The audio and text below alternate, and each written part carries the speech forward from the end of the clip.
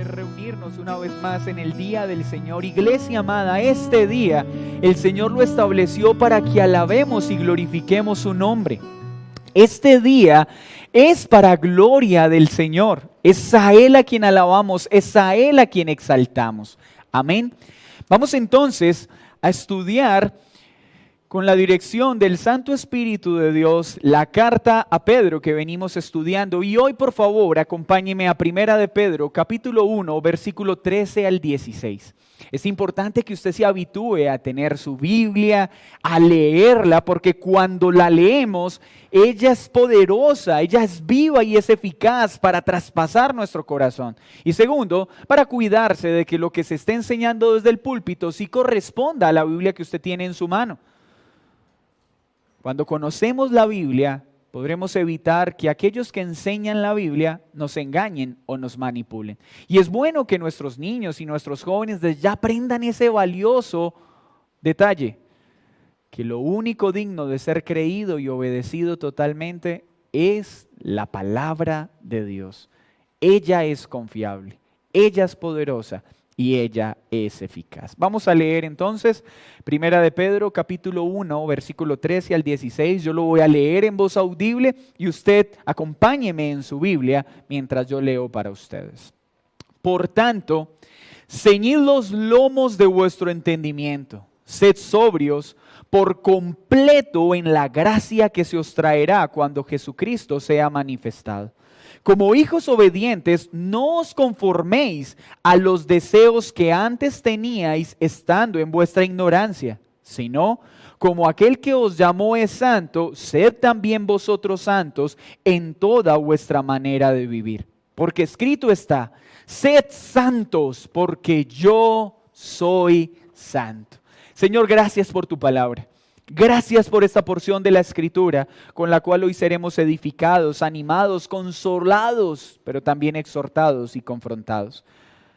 Dame tu gracia y tu denuedo para predicar fielmente esta palabra. Te lo pido en el nombre de Jesús. Amén y amén. El título de esta enseñanza es un llamado a la santidad. Un llamado a la santidad. Pedro, en la primera sección, ha presentado todas las razones necesarias para que el creyente experimente seguridad total en la herencia maravillosa que se le ha dado por gracia. ¿Esta herencia es qué? La salvación, la vida eterna. Pero ahora inicia esta sección invitando a los creyentes a vivir de forma coherente a esa salvación tan grande, a vivir en santidad. Pues esta es la forma en la que debemos corresponder una salvación tan grande. El que es salvo, entonces vivirá en santidad. Esta gloriosa salvación de la cual hemos hablado durante estos domingos no es solo un refugio seguro en medio del sufrimiento, sino que nos estimula a vivir en santidad en medio de este mundo caído.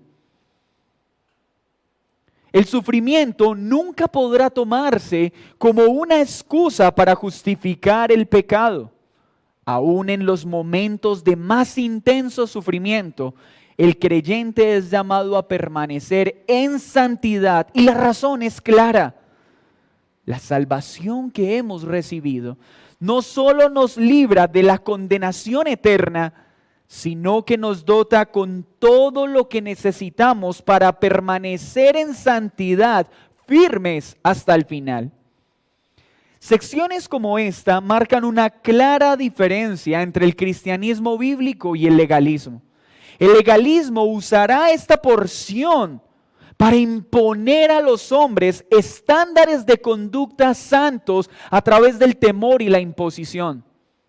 Pero la Biblia lo que hace es dejar claro en secciones como esta cuál es el proceder sobrenatural que debe acompañar a todo el que ha sido salvado por gracia. Mire muy bien la diferencia. El legalismo todo el tiempo está llamando al hombre a que haga cosas y usa el miedo y la imposición para producir cambios en la conducta. El cristianismo lo que expone es que cuando Dios salva a alguien, produce en él santidad. Estas conductas se hacen evidentes en aquel que es salvo.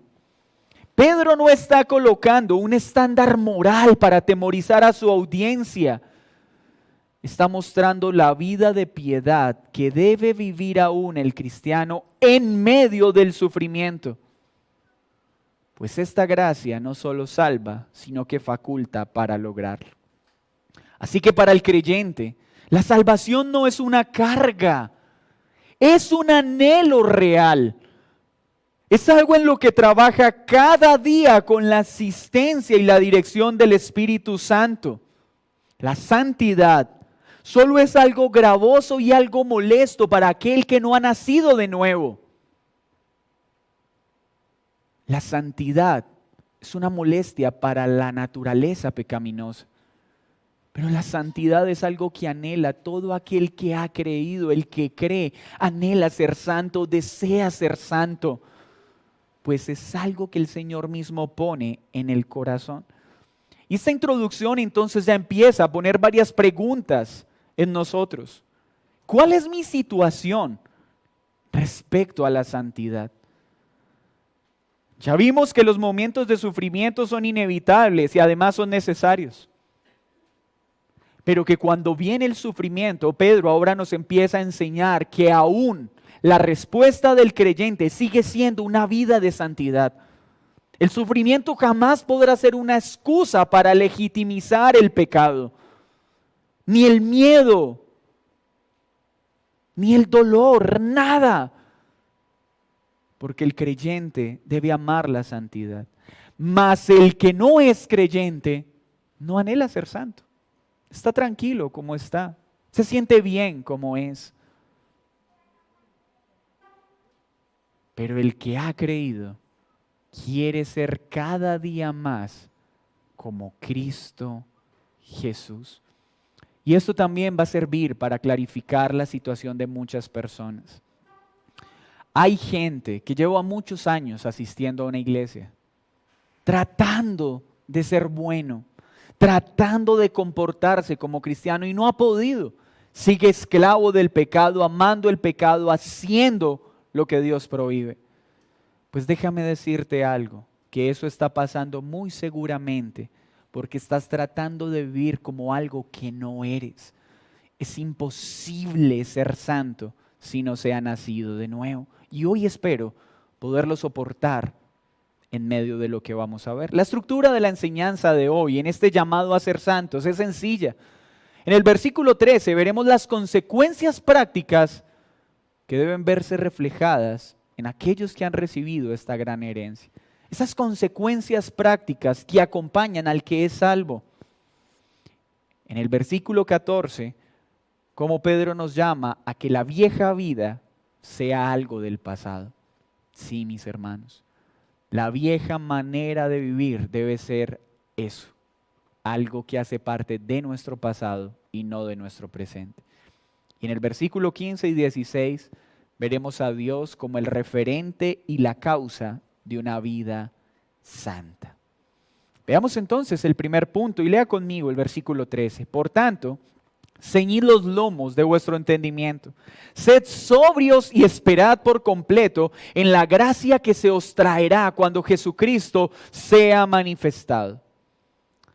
Por tanto, es decir, a causa de lo que Pedro ya ha hablado, por causa de esa salvación preciosa, gloriosa que aún los ángeles admiran,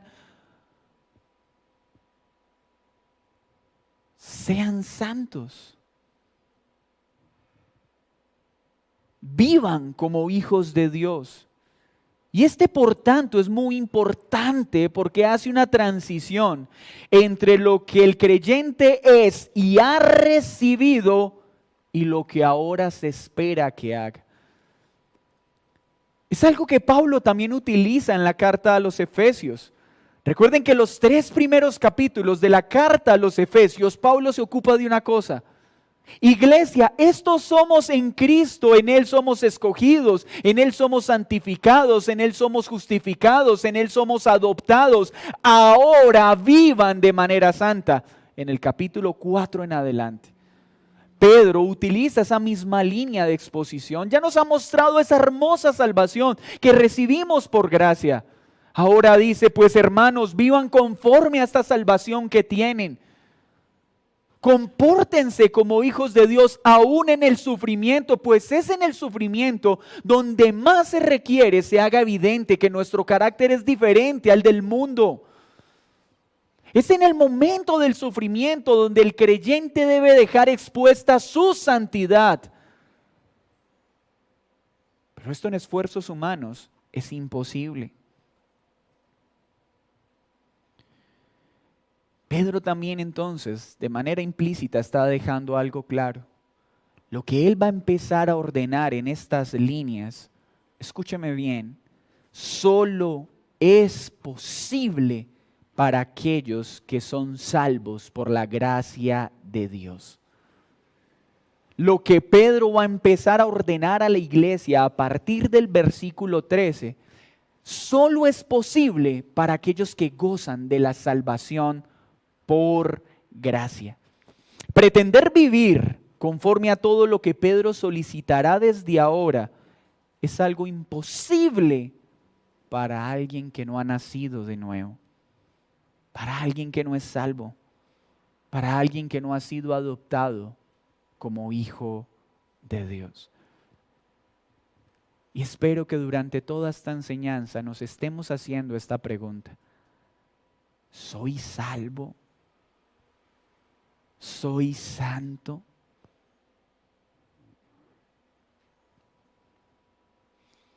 Cada profesión lleva consigo una dignidad que demanda cierto actuar. De un policía se esperaría una conducta honesta y una sincera lucha contra el crimen, pues su dignidad lo llama a actuar de esta manera. De un médico se espera un interés por preservar la vida, mas no por terminarla.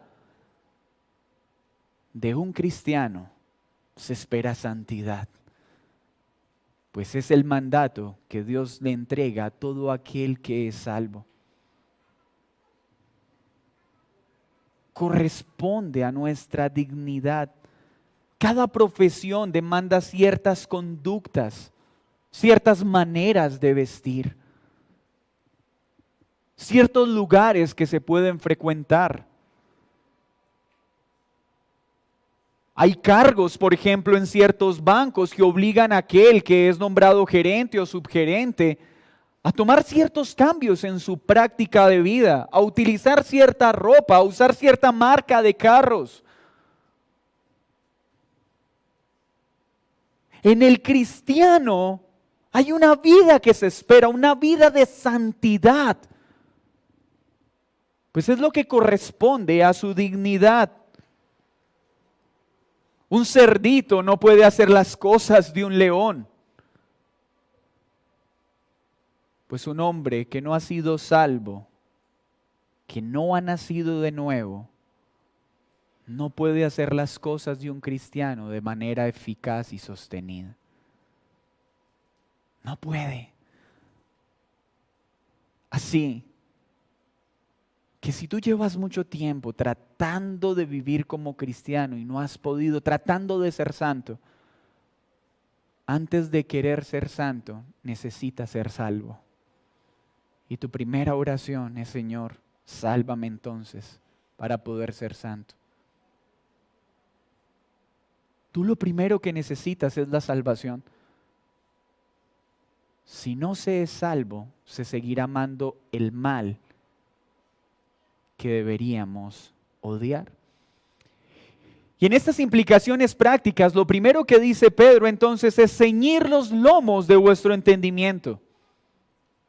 ¿Esto qué quiere decir? Preparen la mente para actuar, estén listos para la acción. Lo que está diciendo es: hermanos, somos salvos, por tanto, Es deber, como consecuencia. Tenemos que estar listos para actuar.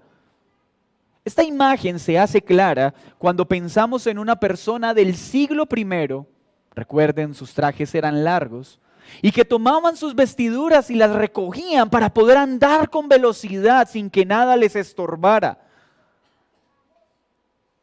Pedro entonces está diciendo, tenemos que tener nuestro entendimiento listo, estar preparados para actuar correctamente aún en el sufrimiento.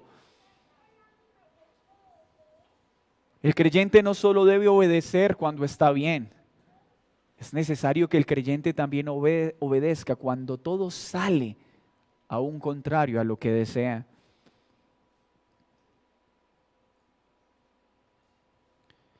¿Cómo preparamos nuestra mente entonces para la acción? ¿Cómo preparamos nuestro entendimiento? La Escritura lo muestra de forma puntual, inundando nuestra mente con la verdad contenida en la Escritura, renovando nuestra manera de pensar por medio de la verdad de Dios, quitando todo estorbo en nuestros pensamientos que nos paralizan para no servir al Señor. Y hay dos enemigos principales en esto, el temor y la preocupación. Cuando estos dos estorbos aparecen, nos paralizan y nos impiden ponernos en acción, nos distraen de lo que verdaderamente importa. ¿Sabes cuándo aparece la preocupación y cuándo aparece el miedo en nuestro caminar? Cuando dejamos de inundar nuestra mente con la palabra de Dios. Pues cuando la palabra de Dios falta en nuestra mente se convierte en un terreno propicio para que la mentira, el engaño, la duda y la preocupación se apoderen de ella.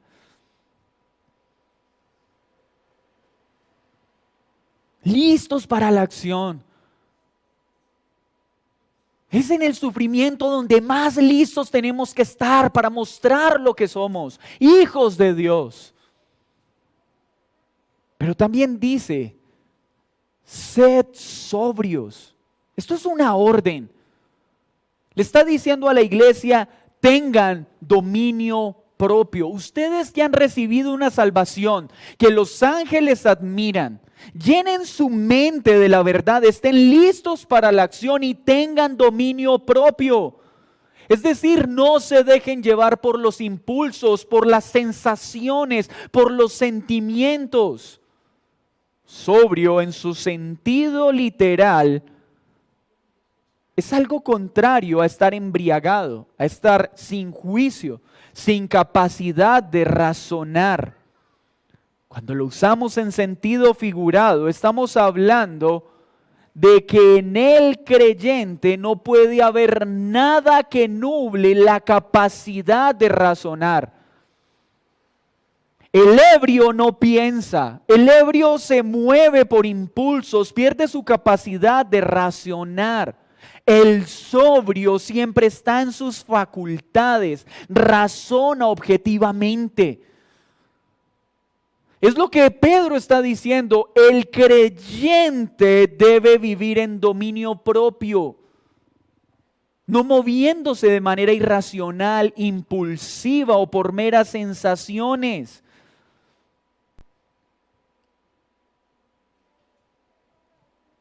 Y esto es importante porque lo está diciendo en medio del sufrimiento. Cuidado, que en medio del sufrimiento aparecen muchos deseos y muchos impulsos contrarios a la palabra de Dios. Y una cosa es que vengan a nuestra mente, que a veces son insoportables. Y otra cosa es que tengamos que ceder a ellos. Aquel creyente que ha experimentado el sufrimiento ha tenido que lidiar con el bombardeo constante de pensamientos que nos incitan a hacer lo malo. Pero el creyente debe ejercer dominio propio cuando esto sucede. Esto lo puede hacer el creyente, el incrédulo no. El incrédulo siempre cederá a sus pasiones. Aquel que no es salvo siempre será esclavo de sus sentimientos, hará el mal que no debía hacer aún sabiendo que lo destruye. Esa es la diferencia de la obra de Dios. El cristiano y el no cristiano saben que fornicar es pecado. Pero el no cristiano, aún sabiendo que está mal, siempre será arrastrado por sus deseos y terminará haciendo eso que sabe que está mal. Solo aquel que tiene la operación sobrenatural de Dios podrá abstenerse de hacer ese mal que le destruye. Y no lo vemos todo el tiempo en aquellos que fuman. ¿No es impresionante ver esas imágenes de las cajas de cigarrillo mostrando las consecuencias que trae el fumar? Y uno le pregunta a un fumador, ¿y sabes que eso te está destruyendo? Sí. ¿Eres capaz de dejarlo? No, porque le es imposible, porque no puede tener dominio propio. Y si lo tiene de manera temporal, y si lo tiene en unas cosas, pero en otras no. Mas el creyente, por la operación del Espíritu Santo, recibe dominio propio en todas las áreas de su vida, porque es algo sobrenatural. Así que cuando en medio del sufrimiento aparece una dificultad matrimonial, muy seguramente vendrá un sentimiento que le dice, déjala, estás mejor solo, divórciate. Pero el dominio propio que opera en ese momento en el creyente le hará decir no. Porque esta unión que hice delante del Señor es para toda la vida. Porque el divorcio no es una opción. Aquel joven entonces que se verá tentado por la fornicación, cuando venga ese deseo podrá decir, ¿acaso he de ceder a este impulso? Entendiendo lo que hizo Cristo en la cruz para salvarme. ¿Cómo he de hacer algo que ofenda a aquel que se entregó por mí? Tal vez vengan pensamientos que nos hagan decir, no vale la pena que sigas viviendo, termina con tu vida. Puede que esos pensamientos vengan, pero el creyente ha recibido dominio propio para no ceder a ellos y decir, ¿cómo he de atentar contra mi cuerpo si es templo del Espíritu Santo? No cede a sentimientos o a sensaciones vanas. Las generaciones anteriores fueron influenciadas por pienso, luego existo. Las generaciones actuales es siento y luego existo. El cristiano no se mueve por sentimientos, el cristiano se mueve por los principios bíblicos. Porque tiene dominio propio. Así que tengan dominio propio, dice la palabra.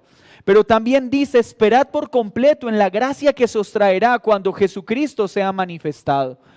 En el griego, mis hermanos, es en este verbo donde está la mayor relevancia de esta primera parte. Lo que está diciendo Pedro es que cuando el sufrimiento aparece, nosotros debemos esperar, y esto sí que le cuesta al creyente. ¿Pero esperar qué? La segunda venida del Señor, en la cual se manifestará plenamente la salvación prometida. Hay frases muy románticas en este tiempo. Tranquilo, mi hermano, la tarde está oscura, pero como ha oscurecido, no te preocupes, pronto vendrá el amanecer. Y entre más oscuro está, es porque ya saldrá el día. Eso suena muy bonito. Eso suena muy romántico. Pero la espera del cristiano no es, bueno, yo sé que esto mañana va a mejorar. Esa no es la espera de la que habla la Biblia. La espera de la que habla la Biblia es, oh Señor, todo alrededor se está tambaleando. Tú eres poderoso para cambiar esta circunstancia, pero la cambies o no la cambies, yo con todo te espero. Porque lo más importante para mí es verte cara a cara, estar contigo y anhelo que vengas pronto. Eso es lo que nos anima, el aguardar ese día en que nos encontraremos con Él. Eso es lo que nos estimula. No esa oratoria, y perdónenme la expresión barata de este tiempo. No hay nada más molesto que cuando una persona está en sufrimiento y otro es decir, tranquilo, todo eso va a pasar, no se preocupe.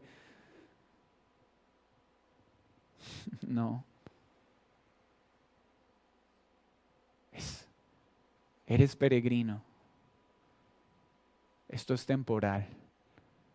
Pero con todo lo que está pasando, espera seguro la venida del Señor. Esta nos anima, esta nos fortalece. No nos desesperemos. ¿Saben qué es el pecado? es la manifestación de nuestra incapacidad para esperar. Pues el Señor nos dice esperemos y a nosotros nos cuesta. Tratamos entonces de hacer de manera ilegítima algo legítimo.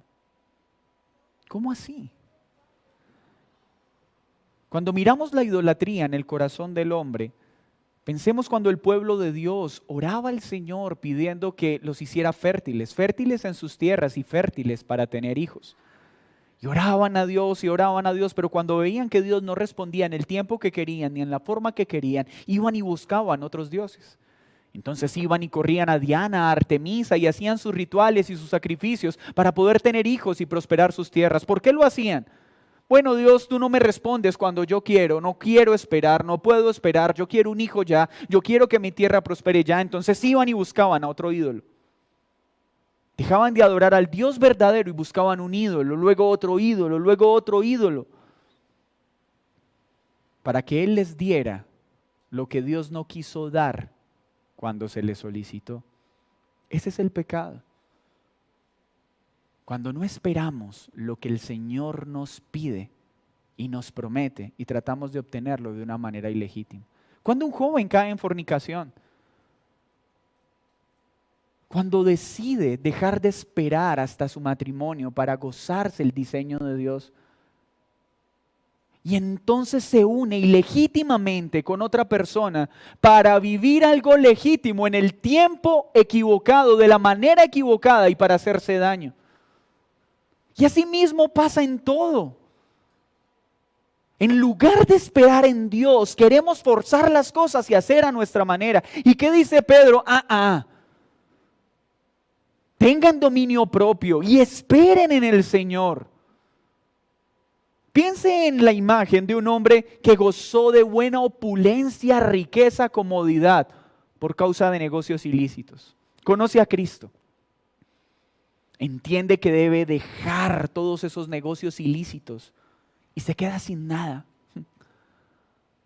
Y empieza a sufrir. Eso es sufrir por ser fiel al Señor. Y de repente vienen esos pensamientos de: ¿para qué estás siguiendo a este Dios? Antes estabas mejor, antes estabas en mayor comodidad. Ese pensamiento vendrá. El creyente podrá decirle a ese pensamiento: no.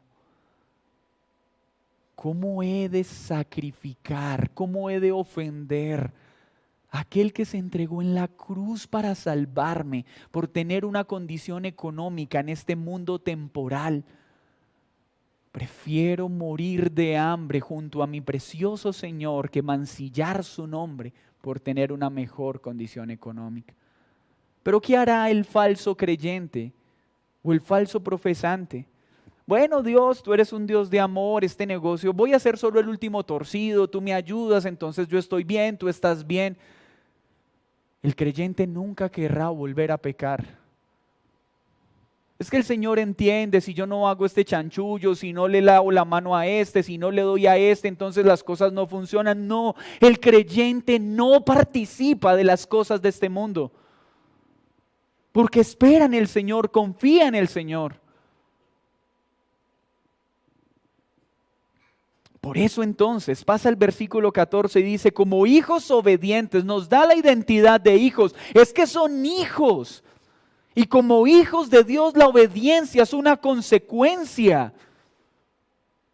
No es algo que nosotros producimos, es algo que Dios produce en nosotros. No se conformen a la manera que antes tenían de vivir.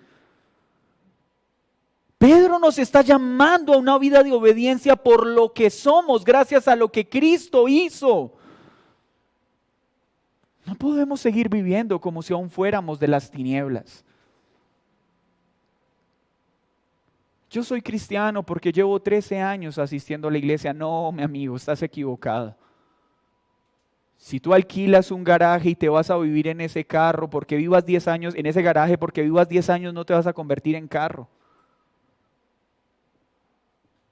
Que yo lleve 10, 15, 20 años en una iglesia no significa que soy cristiano.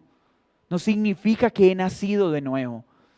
Y por favor examina en esta noche, en esta mañana lo que estamos hablando. He nacido de nuevo. ¿Y cómo lo debe reflejar? Dice Pedro, en que ya no vivimos como antes vivíamos, porque lo que hace Cristo en aquel que salva es cambiar su corazón, cambia sus afectos, cambia todo lo que somos. Ya no amamos el mal que antes amábamos, ya no nos gobierna el pecado en el que antes nos deleitábamos.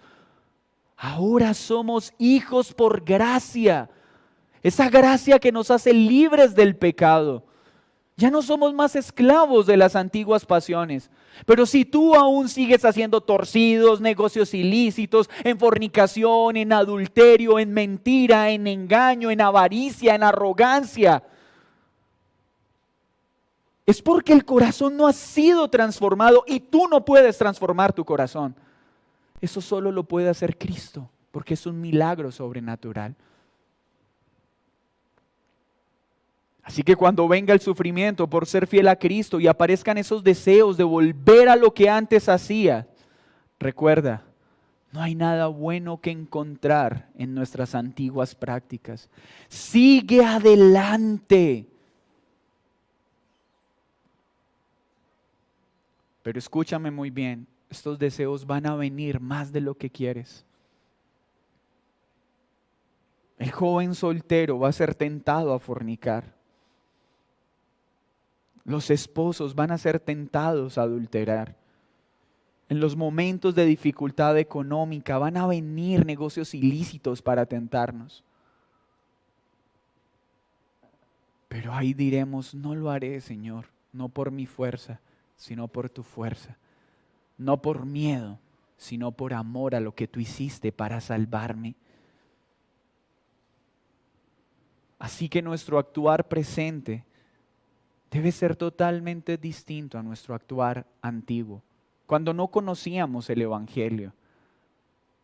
Una persona no puede decir, oh, estoy feliz porque conocí el Evangelio, pero sigo viviendo como vivía antes.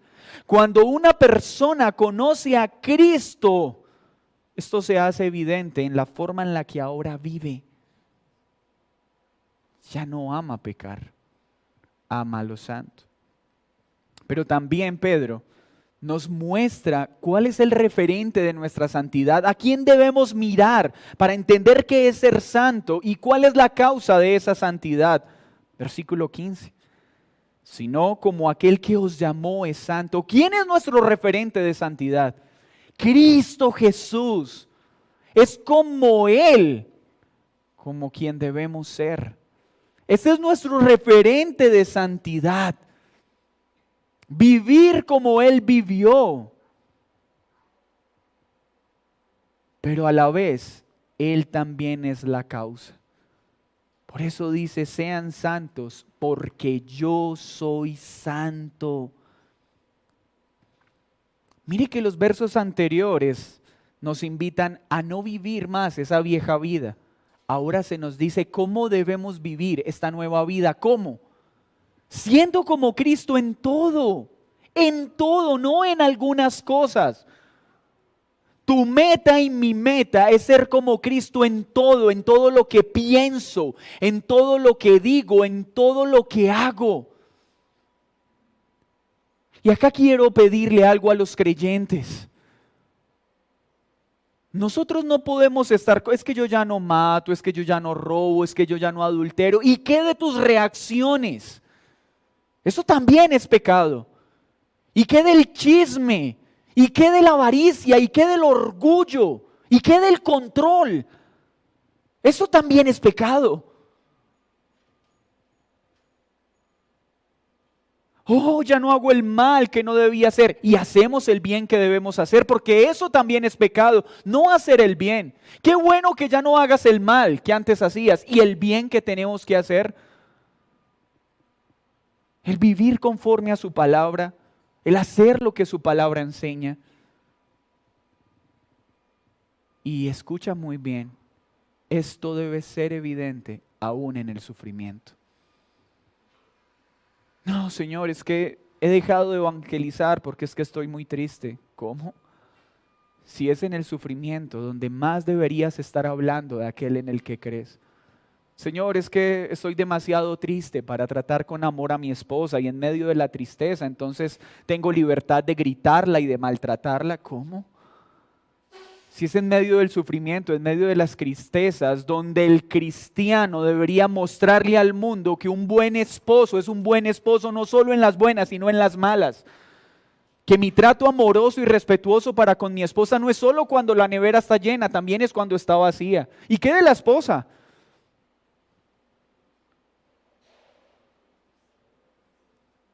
Esposas que son muy dóciles y muy sumisas mientras su esposo tiene la nevera llena, el closet lleno, pero una vez está vacía, hasta ahí se acaba su respeto y su sujeción. No es en ese momento de necesidad donde la esposa debería mostrarle al mundo su amor y su sujeción a su esposo aunque la nevera esté vacía. Hijos que son muy obedientes cuando sus padres le dan todo lo que quiere, pero cuando hay escasez en la casa, ¿quién es usted para mandarme? ¿No es ahí donde el hijo muestra mayor obediencia y amor?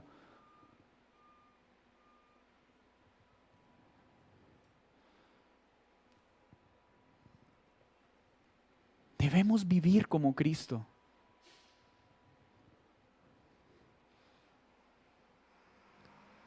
Pedro entonces está avisando a sus lectores que los ha llamado. Y a los que nos ha llamado nos saca de las tinieblas y nos traslada a la luz. Esto es ser santo.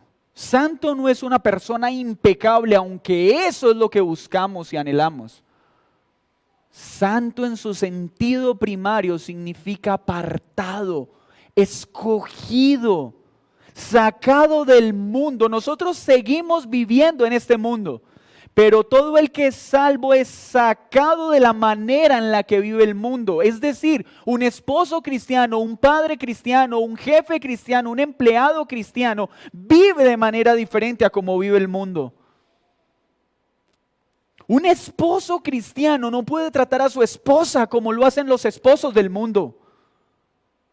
Una esposa cristiana no puede tratar a su esposo como lo hacen las mujeres del mundo.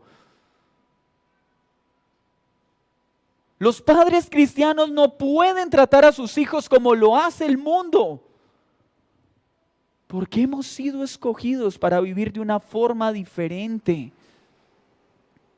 Él llama, Él salva y la consecuencia de eso es la santidad, causa y efecto. Hermanos, escúchenme bien.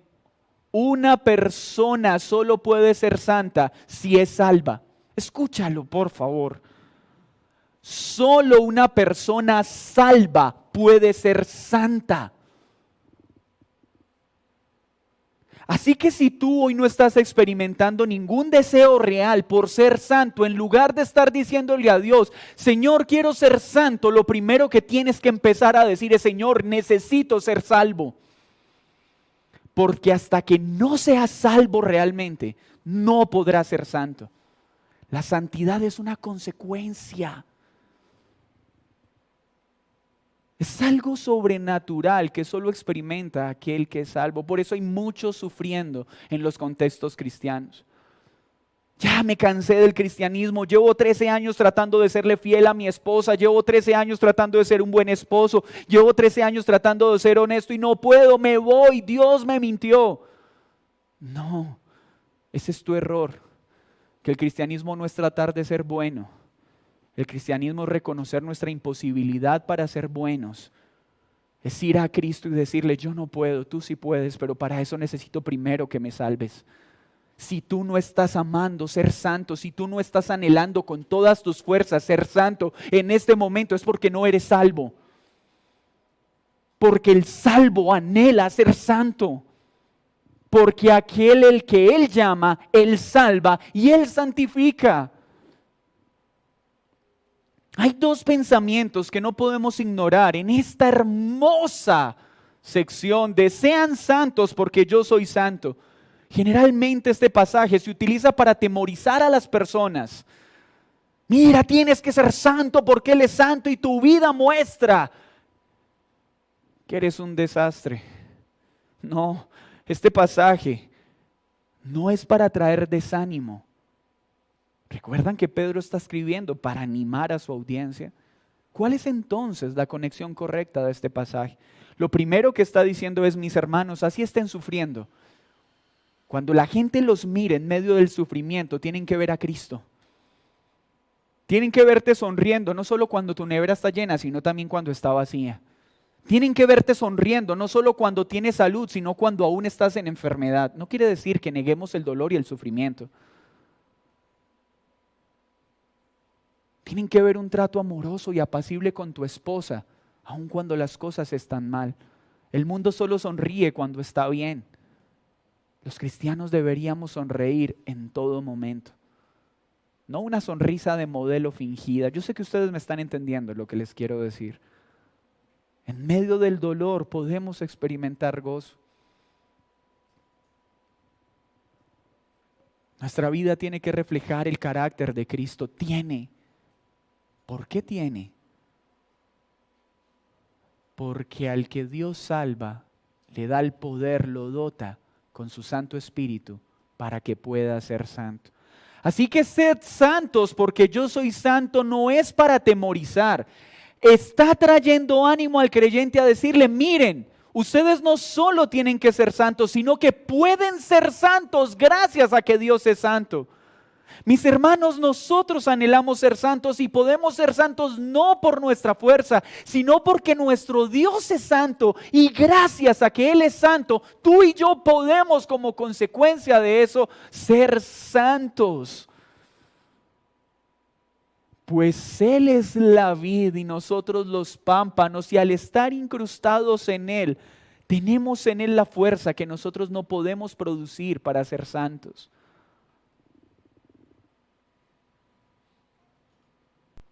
Él es el olivo y nosotros las ramas. Por eso podemos ser santos.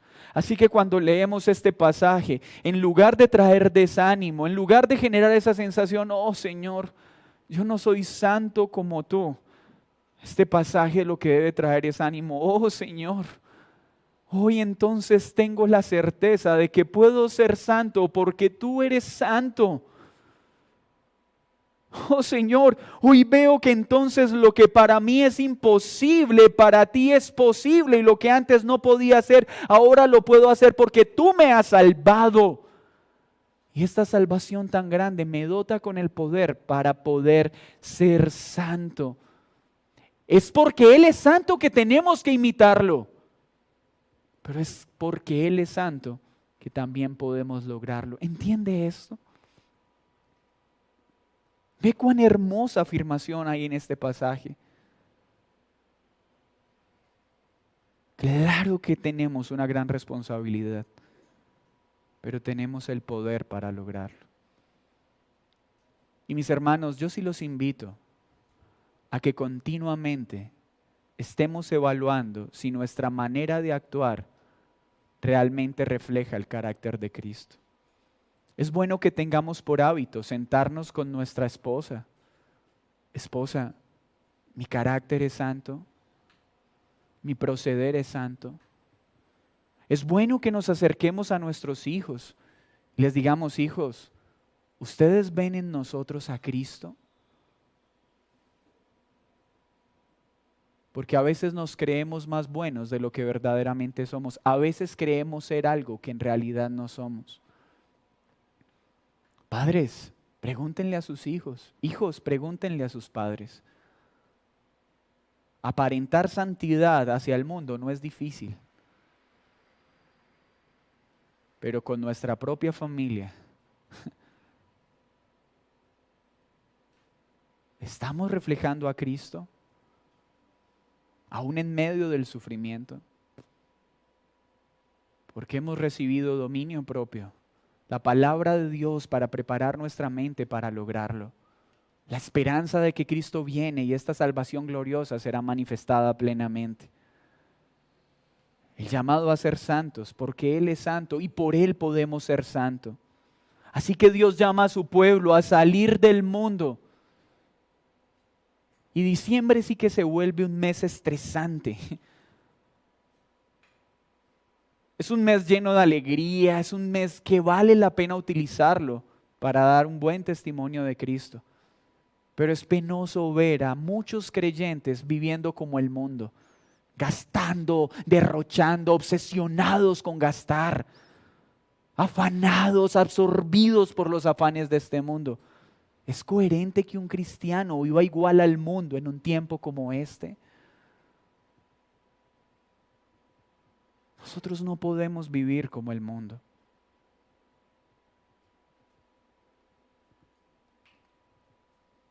Horacio Bonar un día escribió que no haya parte del día o de la noche que de lo sagrado esté exento. ¿Saben que esa debería ser nuestra oración? Señor, la forma en la que pienso, la forma en la que hablo, la forma en la que actúo, ¿es santa? Escúchame, por favor, no te distraigas, escúchame. En tu corazón hay un deseo de ser santo cada segundo, cada minuto, cada hora. ¿O solo piensas en santidad cada domingo cuando vienes a la iglesia? Los alcohólicos anónimos dicen, solo por hoy, 24 horas sobrios. Y ellos viven un día a la vez según sus discursos. El creyente no debe anhelar 24 horas, debe anhelar cada segundo. Señor, cada segundo que mis pensamientos sean puros, cada segundo que mis palabras sean santas, que en mi boca no haya chisme, que en mi boca no haya crítica, que en mi corazón no haya avaricia, que en mi corazón no hayan arrebatos de ira. Perdóname, es que se me salió la piedra. Sí, ¿por qué se salió? Porque la tenías dentro. Cada minuto anhelando ser santos, en la forma, en lo que vemos. Miren, lo que vemos en televisión dice tanto de lo que hay en nuestro corazón. Tanto. Si tú ves cosas inmorales y cosas indecentes y no te turbas por lo que ven tus ojos, preocúpate.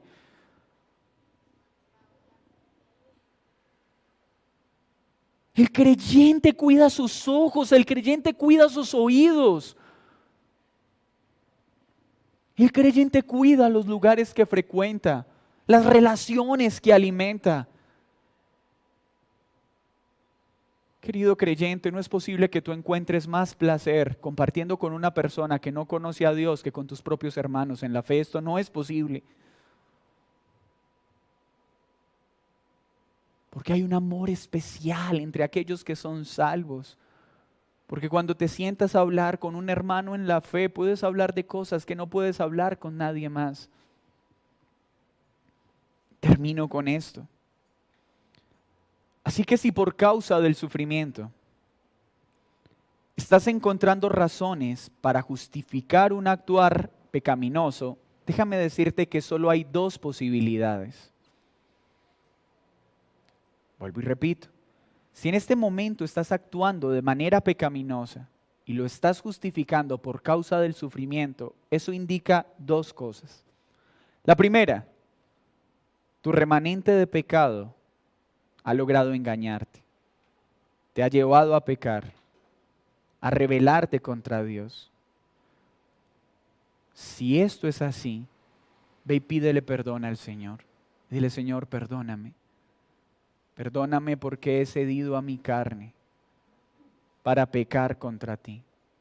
Pero ¿sabe qué es lo segundo que puede pasar? Ha quedado expuesta que tu profesión de fe es falsa, que tú aún no eres salvo. Y entonces lo primero que necesitas en esta mañana es pedirle al Señor que te salve. Que primero te salve, porque solo cuando eres salvo puedes ser santo. Has nacido de nuevo. El Señor te salvó. Vive conforme a tu nueva dignidad como hijo de Dios. Pero si aún estás manejando tus emociones, tus relaciones afectivas como las maneja el mundo, Por favor, hoy ven a Cristo y dile, Señor, sálvame, sálvame, para no ser más esclavo del pecado. No hay términos medios, o somos hijos de Dios o no lo somos. O tenemos vida o estamos muertos.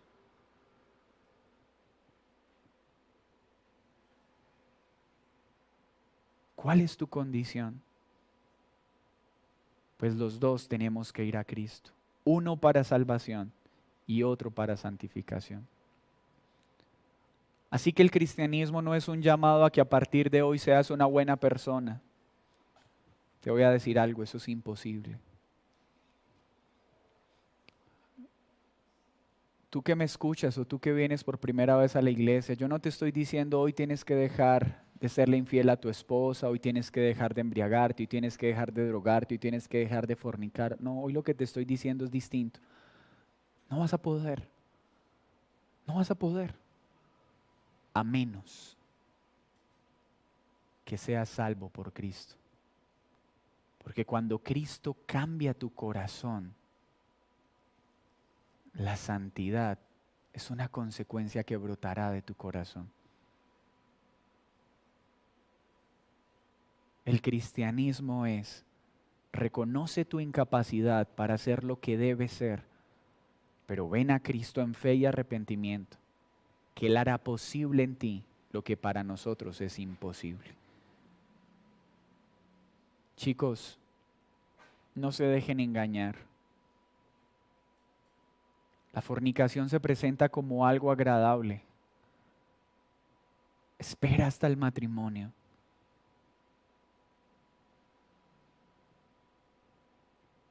Vale la pena esperar. Hermanos que están pasando necesidad económica, van a venir muchas tentaciones para hacer negocios ilícitos. Es mejor morir con el estómago vacío y agradar al Señor que con un estómago lleno rumbo al infierno. Acá estamos de paso, esto es temporal. Pero ánimo, porque ser santo es posible por Él, porque Él es santo. Esa es nuestra alegría. Oh Señor, cada día quiero ser santo, pero ahora entiendo que no es por un esfuerzo humano, sino que es por tu obra en la cruz. Sean santos porque Él es santo. Y que en este tiempo de pandemia, las personas vean que es gracias a Cristo que somos diferentes. No arrogantes, altivos que se sienten mejor que los demás, sino pecadores que han sido salvados, apartados de este mundo para reflejar a Cristo. Y le invito a que incline su rostro y ore en este momento. Solo usted y el Señor saben cuál es su situación real hoy. Y niños, inclinen ustedes también su rostro y díganle al Señor, Señor, sálvame. No importa cuántos años tengas, este es un momento para que le digas, oh Jesús, sálvame. Porque solo si tú me salvas puedo ser santo. Tú que estás siendo esclavo del pecado, es momento de que te des por vencido y le digas al Señor, Señor, ya entendí que yo no puedo. Solo si tú me salvas, puedo hacer lo que tú ordenas. Pero tú, mi querido hermano en la fe, si te has dejado engañar por la carne y has pecado contra Dios y tu carácter no está reflejando el carácter de Cristo, ese es un momento para que le pidas perdón y digas, Señor, perdóname, porque no he usado lo que me has dado para ser santo. Perdóname.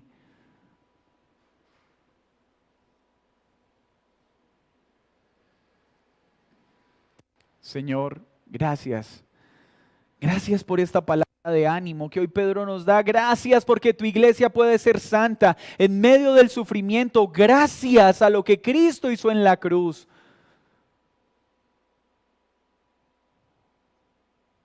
porque podemos reflejar tu carácter en medio del dolor gracias a lo que Cristo hizo para salvarnos. Gracias porque hoy buscamos la santidad no para ser salvos, sino que gracias a que somos salvos podemos ser santos. Te alabamos, Jesús. Amén y amén.